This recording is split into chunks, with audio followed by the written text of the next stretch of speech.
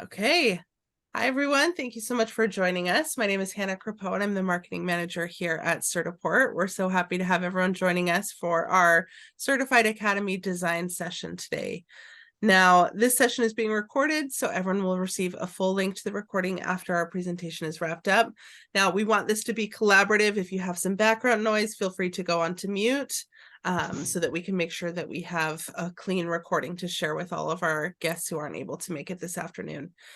This session is being sponsored by the Unity Certified User Certification Program, which is an entry-level credential that allows individuals to get started in interactive content creation for industries such as gaming, entertainment, automotive, AEC, and XR. Whether it's a desire to create games and apps, which we're going to be talking more about today, or build new worlds in AR, VR, Unity Certified User Certification is the place to start. Now, of course, we're here to talk about practical advice for teaching gaming design, and there's no one better to talk about this than David Manning. David is an educator with over a decade of classroom experience. He's been the Game and Simulation Academy Director for Volusia County Schools for the last 8 years. In that role, he's created a curriculum that is used with students in grades 9 through 12 to prepare them for future careers in the gaming industry and related fields. So David, without further ado, we'll go ahead and pass things over to you to get started. All right, thank you. Can you guys hear me okay still? Yeah, sounds Okay, great. perfect. Okay, so game design practical advice that I've put together this presentation. So who am I? Let me introduce myself. I'm David Manning, 8 years as Academy Director for Game and Sim at University High School in Orange City, Florida. During that time, I worked as a program assistant for game and simulation for Volusia County Schools. I'm a husband, father of 3. I live in DeLand, Florida, which is between Orlando and Daytona Beach. And I love video games. I've loved them since I was a kid, and I got my first Nintendo Entertainment System at 7 years old. I've continued to love them as an adult. I play them and I make them. They're one of my main hobbies. All right, so this presentation, I'm going to talk a lot about engagement, adaptability, and accountability.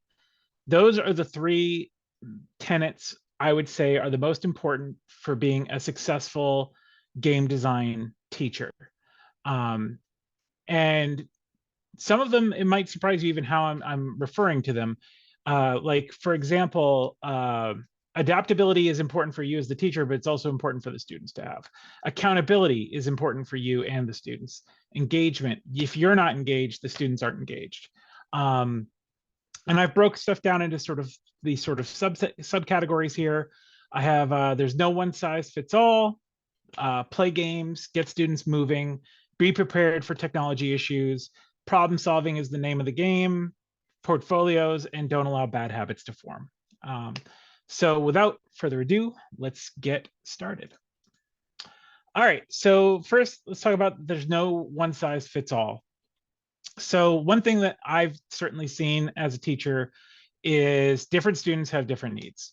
They're going to come in. Some of the kids I've had in my game and sim program have come in. They don't know, they've never used a desktop computer before. Like, they've used maybe their iPhone, maybe. They don't know how to use email. They don't know how to type on a keyboard. They don't know what left click means on a mouse. And I've had other students come in who come into the program and are like, I'm already coding in JavaScript and C# and C++, and I've already designed a couple of games that I'm selling on Steam or the Apple App Store or something like that. So there is no one size fits all that's going to fit the kid who comes in already with experience in all the tools you're going to be teaching and knowing multiple programming languages, and the kid that comes in who's never used a computer before in their life. So you have to really make sure that you are able to adapt your curriculum to fit the needs of the individual kids in your room. And that, what really the key to that is it's all about rapport. If you build the rapport necessary with the kids, they will work for you. They'll do the hard stuff, but without that rapport, most of the time when you're teaching game and sim stuff, you're an elective. They're going to look at you as the acceptable F. and they're going to use your class to clown around. They're going to try to play games. They're going to try to surf the web. They're going to try to be on their phones. They're going to try to be in chats, all sorts of crazy hijinks. They're going to try to install crypto miners on the computers in the room. But once you've built that rapport, once you've uh, made that connection to the kids, once you've learned about them and you've let them learn about you, things will go a lot smoother. And one of the things you can do to help smooth that out also is make sure your due dates that you set on assignments are set, but they are flexible. You should always be as flexible as possible without breaking in terms of assignment due dates. Because again, some kids are going to be going really, really slow and other kids are going to be off to the races. So catering individual assignments, allowing for more depth for the kids who've already done practice with these tools and stuff, while allowing the learning of the real basic stuff for the kids who are coming in with no prior knowledge. And make sure that your due dates are something where I've seen teachers who have like a sense of like I don't know what word to use, maybe I don't know, it's hard to find a good word, but they have this sense of like it's justice to hold these kids to a strict due date. And if any kid violates my due date, they shall be punished with the lowest grade possible. And that way of thinking really turns kids off to learning how to code and how to design games and how to make art for games. They need your patience, and you're going to need to give them a lot of it, especially at the beginning. And thankfully, though, that goes both ways. There's going to be times where kids are going to have issues or questions or something, and you're not going to know the answer. I've done this job for a long time, and the way kids have found to break the code that I ask them to do is always uniquely interesting and horrifying at the same time. It's always a challenge. And so if you give them patience and respect them and their time, hopefully they'll reciprocate that back to you. Not always, but it hopefully will sometimes happen. All right, so this is a big point. Play games. If you're going to be a game design teacher, you need to be playing games. And your students need to be playing games. Both groups need to be playing games. It's one way you can build rapport. If you're playing the same types of games or you're playing games with your students, that builds a lot of rapport. A lot of these kids put a lot of they look at an adult who's willing to play those games with them, or even play games on your own that they're also playing so you can discuss it with them. They look at that as a bridge, a connection that is hard to beat. Especially a lot of the students that you'll get who are, they consider themselves gamers and stuff like that. They say they want to make video games, but they don't really know what goes into making a video game. And then when they see all the work that really goes into making a game, their eyes get big and they start to realize, wow, maybe I'm in a little over my head. If you're playing games and you're talking to them about games and you're playing games with them and things like that, and you're building that rapport, that's going to soften that blow of that initial like surprise. This is what goes into making video games. It's not just, grabbing a microphone and saying, computer, make video game. And then an hour later, you've got a fully playable AAA Call of Duty clone. It's if you're playing games with the kids, it goes a long way. You should be taking those days where you're playing the games with the kids and make them learning experiences. Have the students apply a critical eye to what they're enjoying. Have them look at gameplay mechanics. Have them look at level design. What makes this game that they enjoy so much fun? What could be done that would make it not fun? Right? Like a good example I saw in a talk was, what if you were playing rock, paper, scissors, and you took away scissors? Would that game still be fun? No, it wouldn't. Have your students explain why it wouldn't be fun anymore. Have them realize what is going on in terms of gameplay that makes having the three options fun, whereas two options would not. Um, Start a club for the students to join either during lunch or after school. I know teachers were always, inundated with things to do. We never have enough time. But having a club that, allows kids to come play games and you can play with them or you can observe and talk to them about what they're playing and stuff, that builds a ton of rapport, and the kids really really start to get a sense of ownership over your classroom and feel like it's their place, which is so great to have. And the other thing is, a lot of the kids I taught at a Title I school, and a lot of those kids really love video games, but they don't have the financial support at home to be able to get all the games, all the newest games and things like that. So doing fundraising and getting those, game systems and stuff for the classroom and the games that the kids have wanted to play but they just don't have the financial ability to do so, that can be a huge huge thing for these kids. So I always did charge for my club, but I made sure it was just a very small fee so that all the kids could participate. But the reason I didn't say it was just free was because I found when it was free, you got a lot of kids who didn't really want to be there participating in the club. They just wanted to disrupt the proceedings. And when it's free, it's hard to kick those kids out. Whereas if you charge like a small fee, it keeps like those kids out for the most part. And the threat of like, hey, I know you spent, $5, $10 to be here. I'm going to kick you out and you don't get that money back. That could be deterrent to some of the bad behaviors you might see in a club type setting. Um, Also, try to always be aware of what's happening in the game industry. Um, I always had students coming to me, Mr. Manning, did you hear about blah, blah, blah, blah, blah, blah, blah?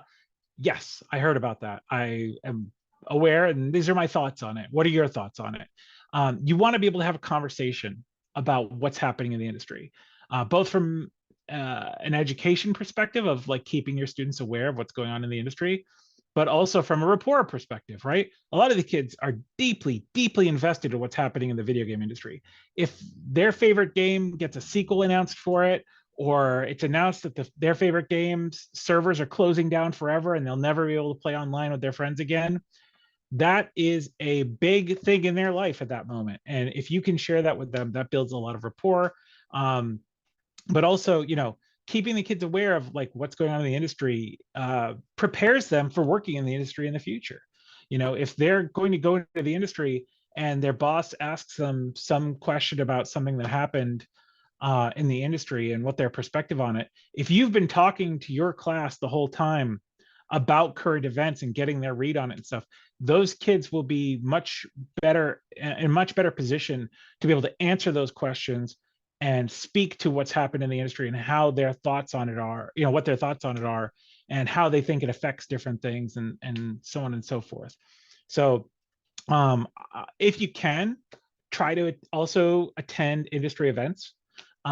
Here in Central Florida, where I live, we have an event called Otronicon, which is held at the Orlando Science Center, where you can go and some game developers are there. A lot of indie devs are there. I always did field trips to go with my students. And what was really, really cool is those indie devs love to talk about what they're doing.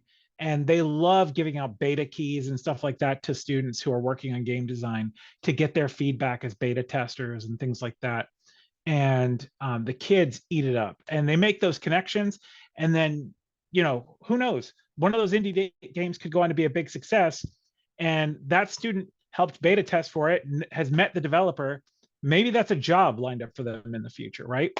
And you as a teacher, when you go to those industry events and you talk to different developers, you can ask the important questions that are going to matter to your students. Who are you hiring right now? What is the criteria you're hiring for? What kind of questions are you asking applicants when they apply? Is college important? Which colleges are you guys looking at as good colleges that you're getting employees from? These are all things you can bring back to your classroom and share with your students, and is so meaningful for what they're going to experience when they leave your classroom and go out into the job market or even into college.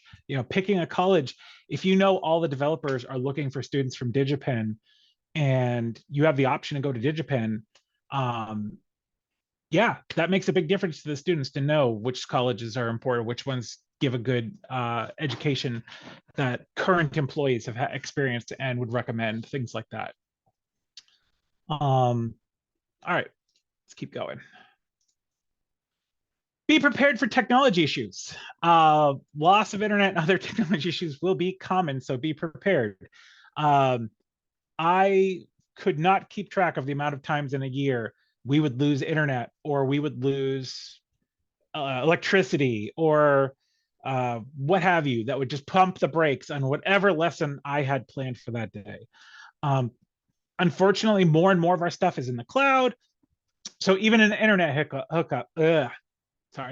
internet hiccup could pump the brakes on any particular lesson.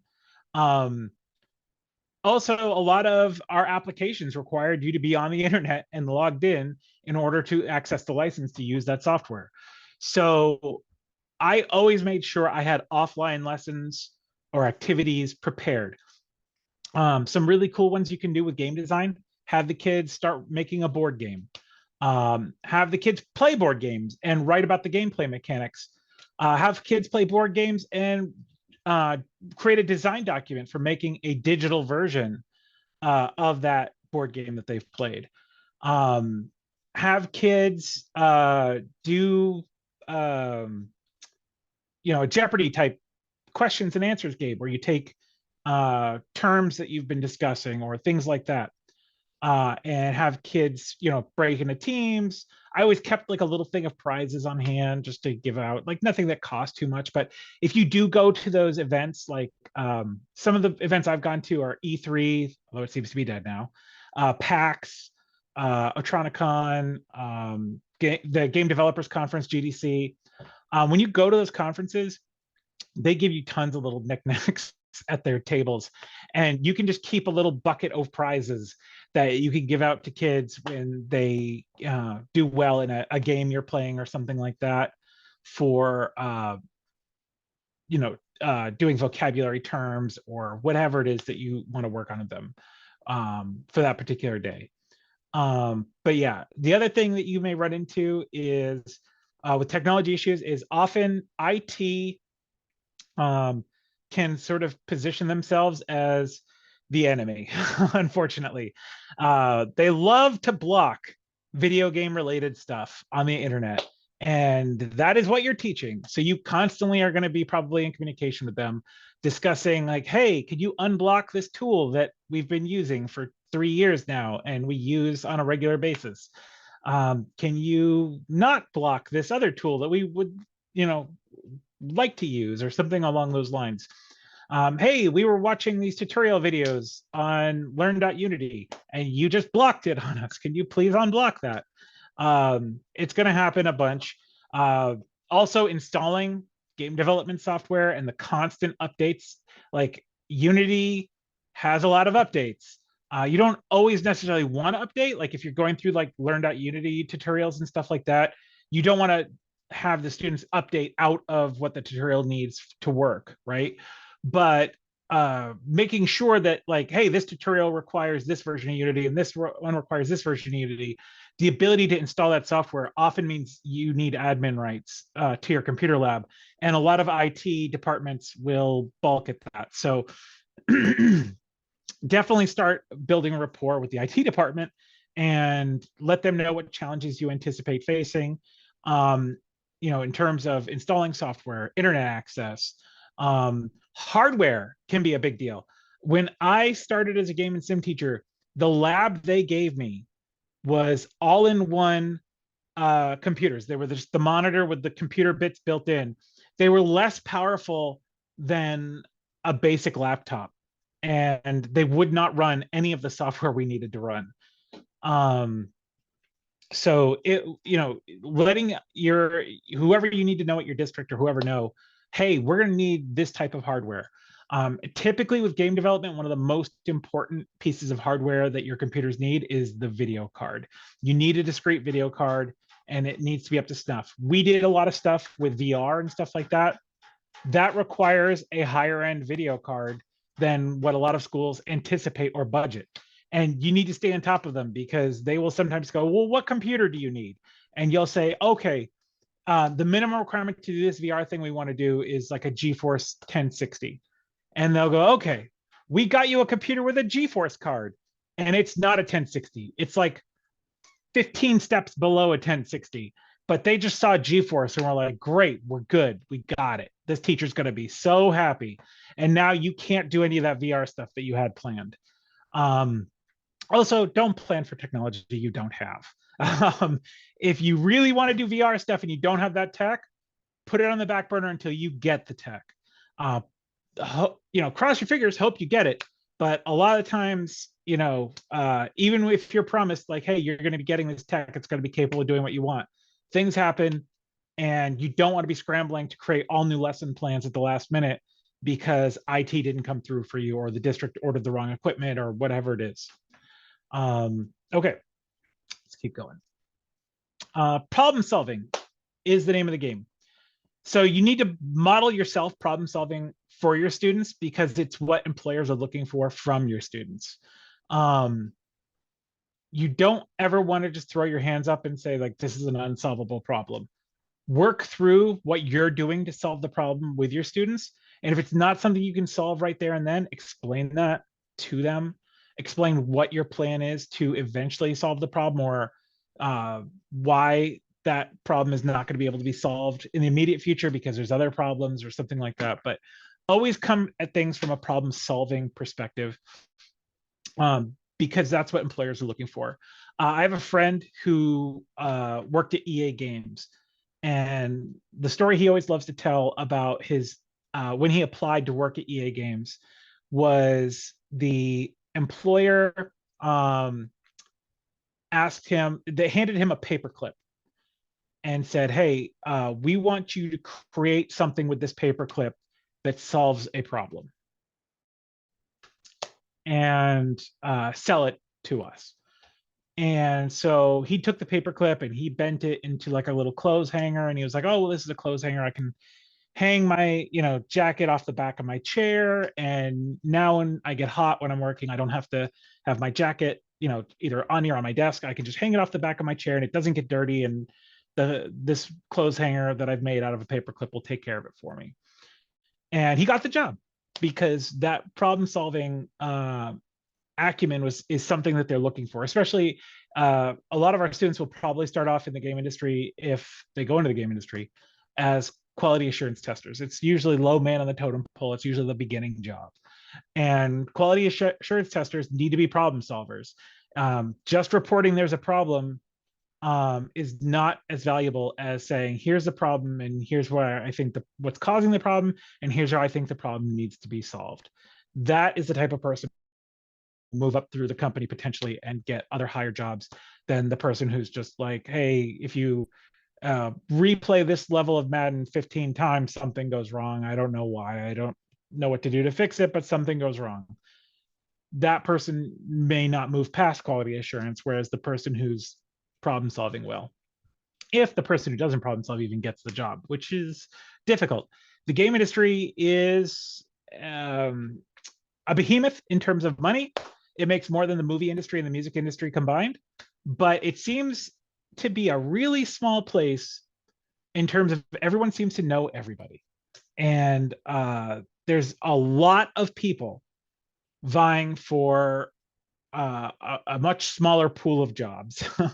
It seems, high school boy wants to eventually make video games.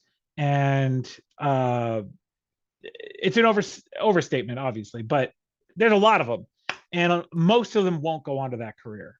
But there's a lot of competition out there. And so the more your students are problem solvers, the more they have good interpersonal skills, the more likely they are to get and keep those jobs in the industry that are available. Let's see. All right. So the next point of advice I have is get students moving. When you have a computer lab, the expectation of most of the students is they're going to come in there and they're going to sit down for the 45 minutes to an hour, whatever, how long your periods are, and then they're going to vamoose. And for some of them, that is boring and terrible, and they hate it and they don't want to do it.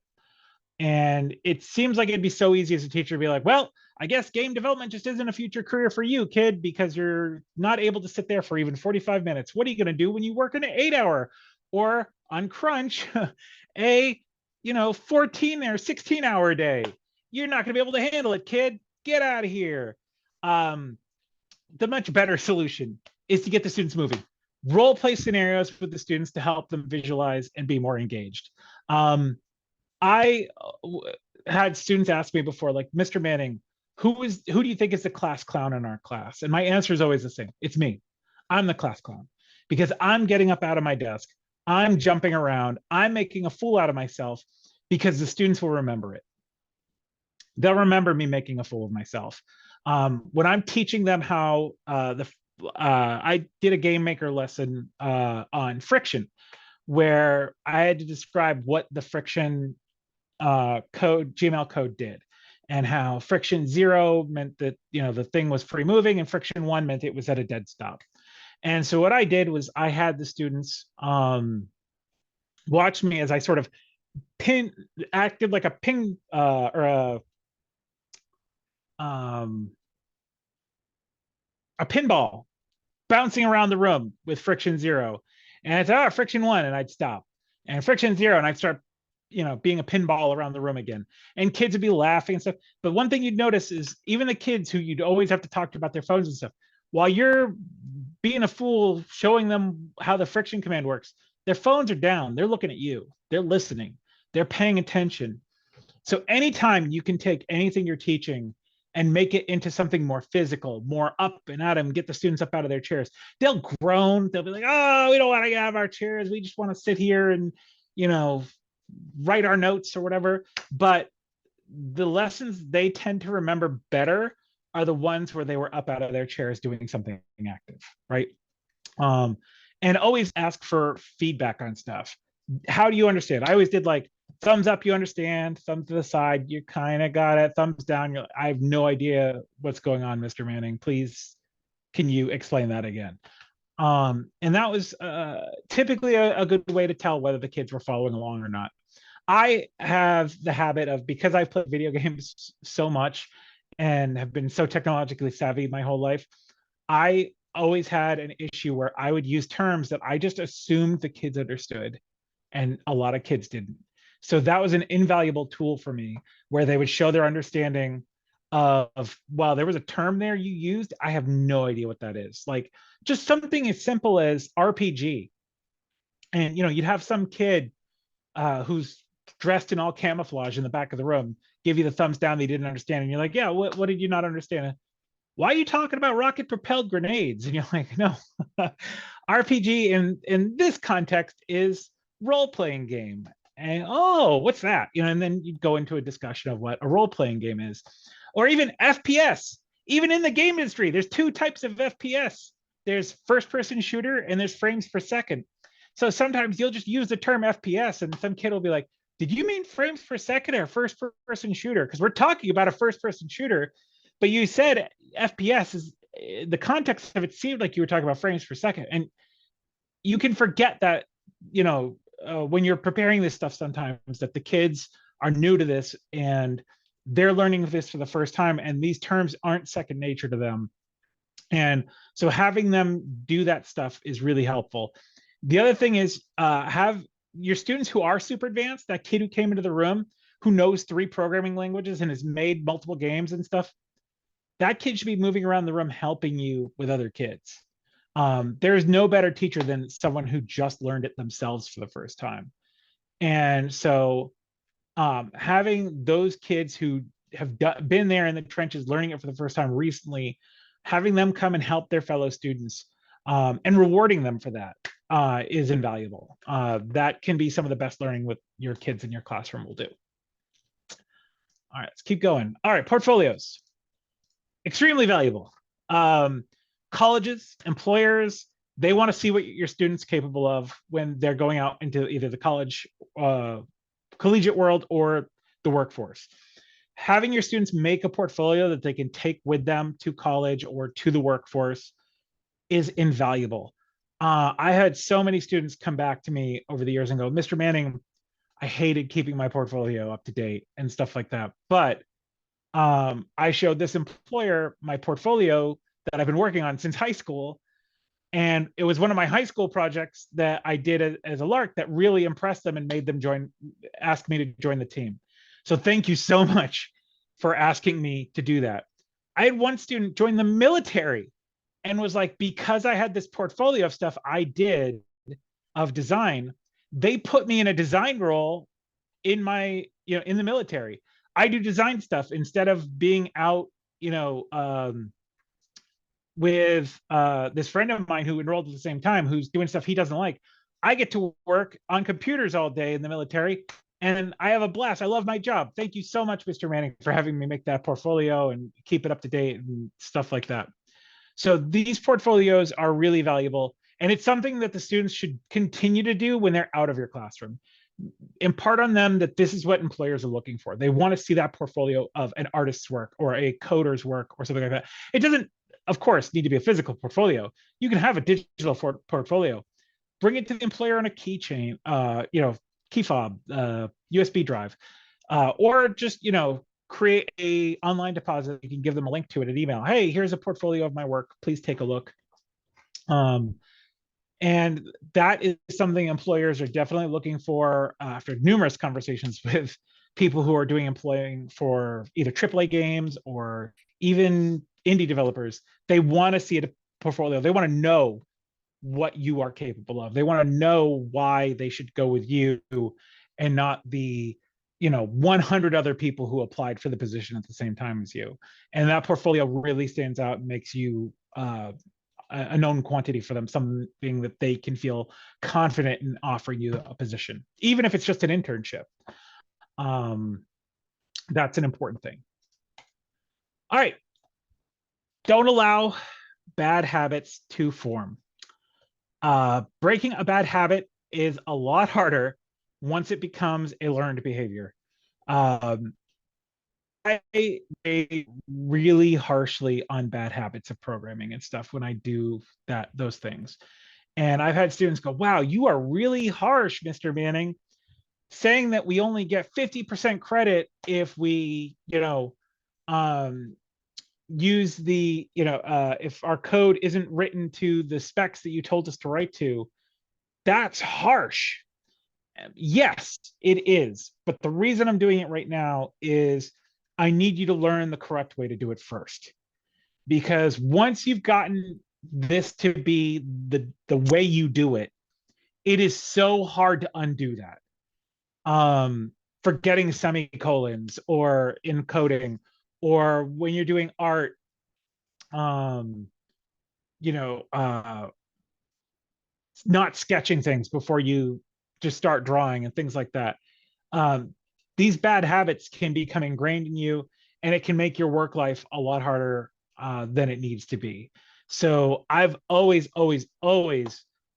pushed students for getting rid of their bad habits very quickly and making sure that they're following the right procedures. They're coding the correct way. They're creating art the right way. They're designing levels the correct way. One of those bad habits that I'm seeing a lot of recently is with the popularity of some of the harder content out there, like Dark Souls and Elden Ring and things like that. A lot of students equate quality with difficulty, and they don't understand that what makes Dark Souls and Elden Ring so popular is that it is difficult, but it's fair. Once you've learned how that game functions, once you've learned how that boss moves, what that boss's moves are, how to dodge them, how to attack him and not receive damage back. Once you've learned, you shouldn't feel like anything was unfair. You should feel like once you've learned how to do it, it's doable. A lot of students don't feel that is how it's done. They just want to make something difficult for difficult's sake. And that doesn't make for a fun experience for anyone, especially the person who has to grade it. So breaking into that habit and saying like, look, you should be making a game that aims for the average person playing it to be able to figure out what's going on in a couple of tries. You don't want them to be hitting their head against the wall for an hour before they can get past your tutorial, because nobody out there has an hour to give to get past your tutorial, kid. Like, I'm sorry, but people have other games they could play. There's like thousands of games released every day now on Steam and the Apple App Store. People have options.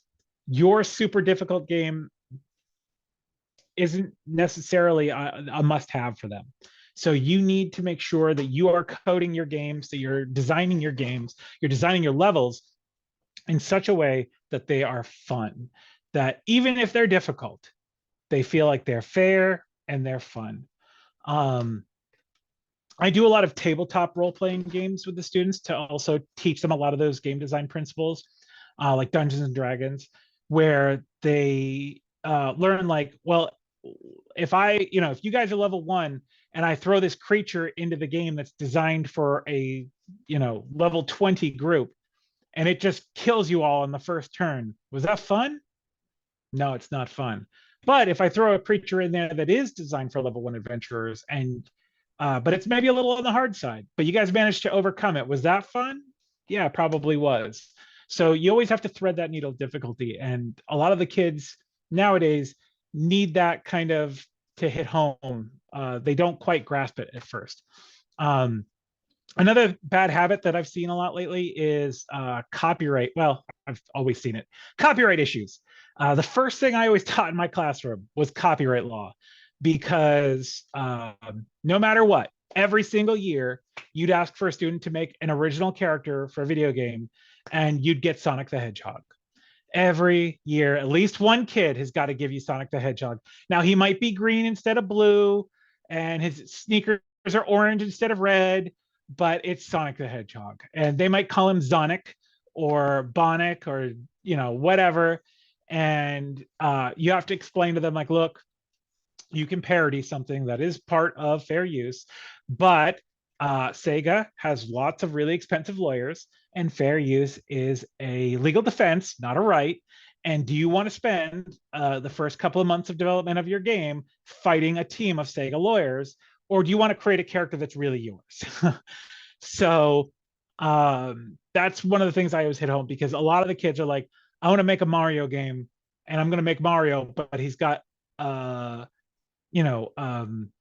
pink hat. Like, no, make your own guy, make your own character. Don't steal from other people's intellectual property. You'll have more fun if it's your character, trust me. And you don't have to worry about the legal quagmire that'll come if your game is really good and you want to go on and sell it, right? So those are the main tips and tricks that I've come up with over the years, but I wanted to open it up for questions and see if anyone has any questions. I know we only have one participant right now in the group, but any questions, please feel free to shoot them out. And thank you again I'll for hop joining in me. with something, Sure. David, if Go ahead, that's Hannah. okay. Yeah, absolutely. I would love to know, what are some of the resources that you would use or projects that you would have students create as you were going throughout the course? Where did you kind of start? And then what were you expecting them to create by the end of the class? So every year, I had 4 levels of class. And every year, their final project, the last 9 weeks of school, would be designing a video game. They would create a video game as their final project. Now, the build up to that was different every year.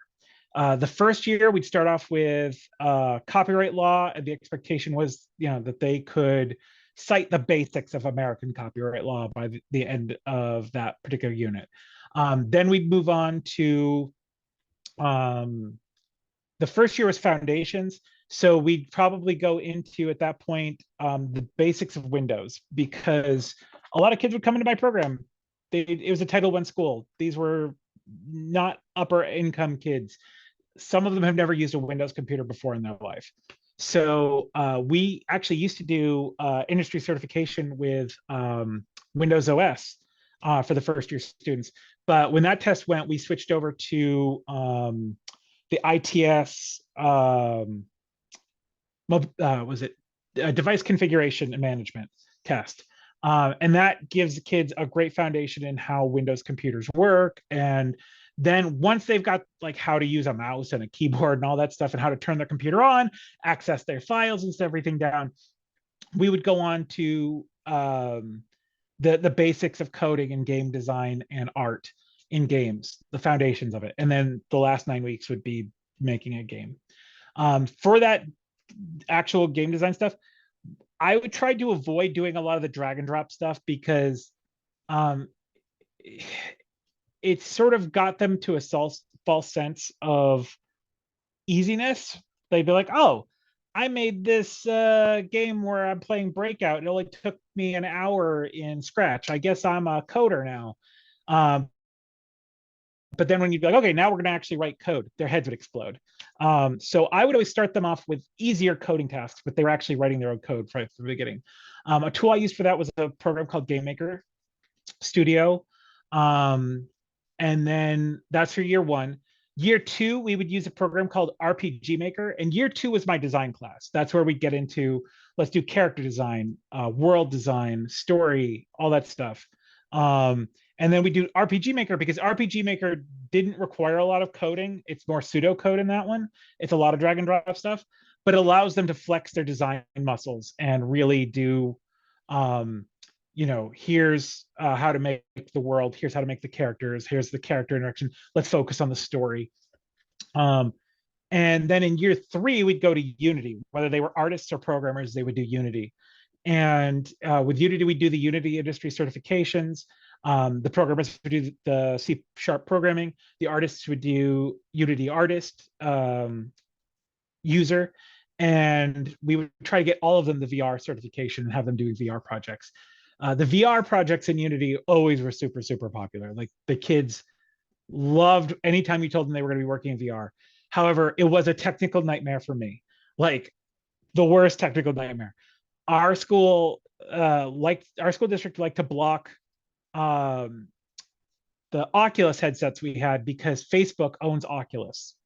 So it was a constant struggle of like, hey, we need to use our Oculus headsets, please unblock them. And then being like, that's Facebook, how dare you? And we're like, no, we swear, we're just doing VR stuff. So one time I had a kid in VR working on their project, and an IT person came into the room to like yell at the kid for being on Facebook, but the kid was working like right next to me too. And I'm like, no, this kid's working on a project in VR in Oculus. So yeah, it was a struggle there. But the Unity, the main tool I always got kids started with Unity stuff was learn.unity. It's free. There's lots of great tutorials that speak to all different things, types of lessons. And then once we got into the industry certification part of it, we would then go to something like LearnKey and Gmetrics, practice tests and stuff like that to prepare them to take the actual test. But you can't really prep them for that test until they've got the foundations down and they really have that mastered, or you're setting them up for failure. That Unity programmer test is no joke.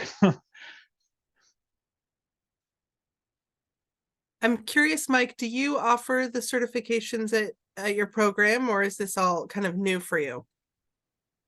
Well, actually, I teach in a different discipline, but I've taken some gaming and some classes at the college level because I'm interested in possibly trying to develop game or some sort of app to help with the learning in my discipline. So I was curious to see what David, and actually I have a question for you, David. I know Sure. you mentioned early regarding being flexible with the deadlines, but the flip side is that I know that in real world programming, there are certain deadlines that, these folks are going to have to meet as they're, developing their games. Yep. How do you handle that discussion? I mean, is that a part of the class at some point in time where you talk to them about the deadlines, or is it something you work with them just over the course of the class? Yeah, so basically we talk about crunch, of course, which is, where game developers are working, in crazy hours, sleeping at their desks to get the games done on time and things like that. As far as the way I try to handle it is there's a solid deadline for the projects, just like there would be in the real world. I tried to always model my classroom on what a real development studio would look like.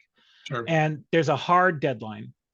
But I always say, like, look, the deadline I put on the board is 3 days before final deadline. So my real deadline in my head is 3 days after this. But grades are going in on the deadline.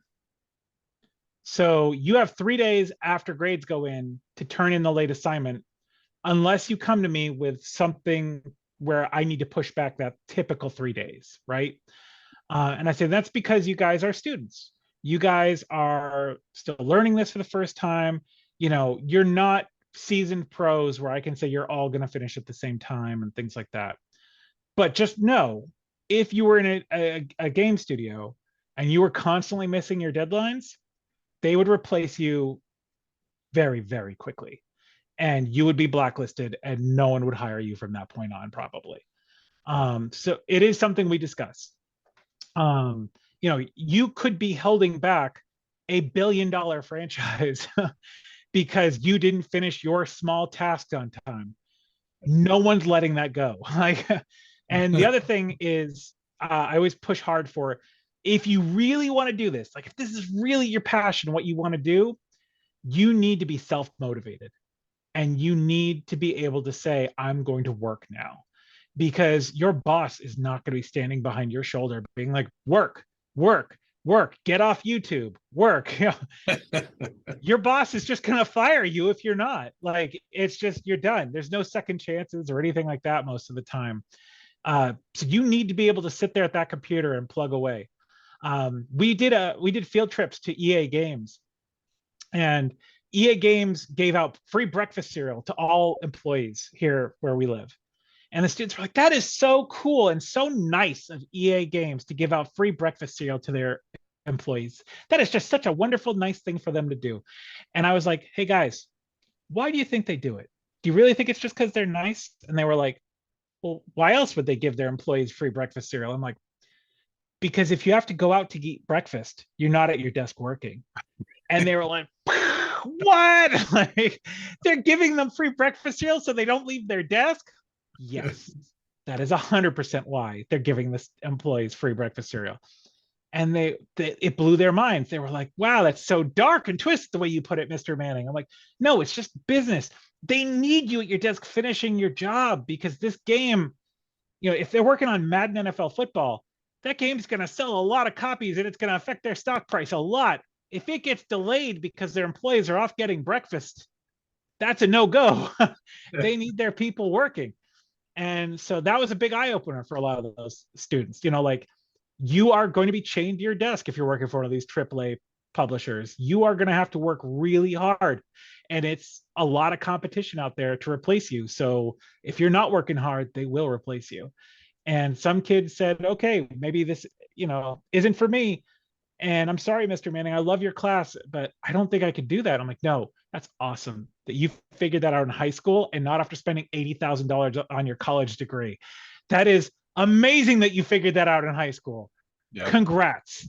You know, like, I am happy that you figured that out now.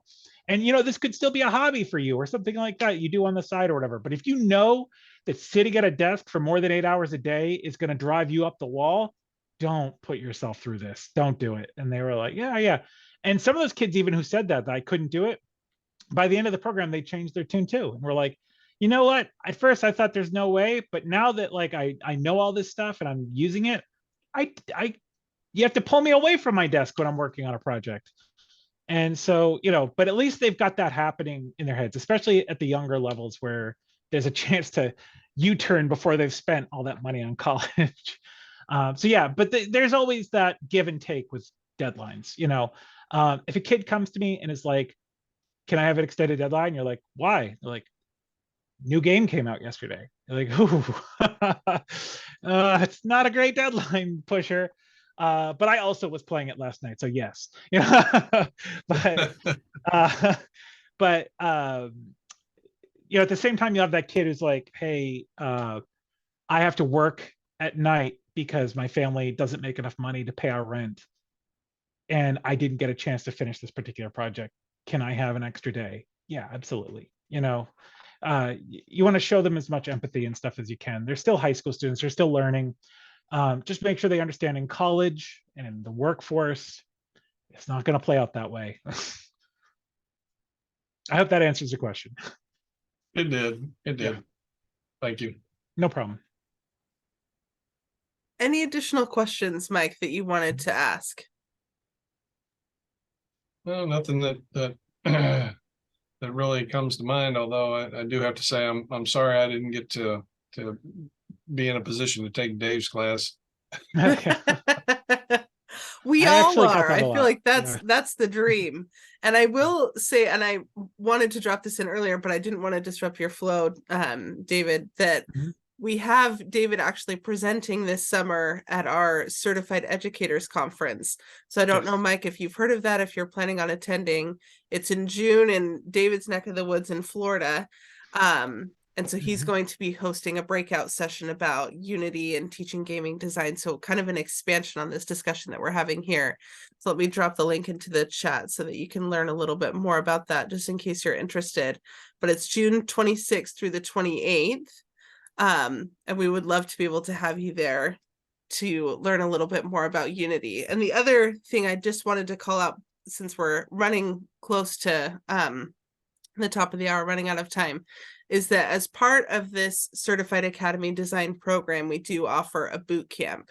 So if you're interested in learning more about the Unity Certified User curriculum or the practice test or certification exams, so that you can see what it's like before you integrate that into the program at your institution, you're more than welcome to do that. I don't know if you've signed up for the boot camp or if you're just here as an Academy attendee. Either way, you can email us at certifiedacademy@pearson.com, and I'll drop that here into the chat as well, so that you can test that out before you guys bring that into the program as a whole. So next week, actually, we're diving a little bit more into the Unity program as well for the webinar that we're hosting next Wednesday. So we hope that you can join us for that as well if you're looking for a little bit more information about the objectives and things like that that are covered on the exam, so that you can get all of those details to be able to pitch it kind of up the line at your institution as well. But those were the only things that I wanted to discuss before we ran out of time. David, thank you so much for this Anytime. wonderful presentation. And Mike, thank you for being here to collaborate with us and learn a little bit more. We hope to see you next week and then again this summer, hopefully. So thank you both so much. We really appreciate you. Thank you, Thank David. you. Thank you.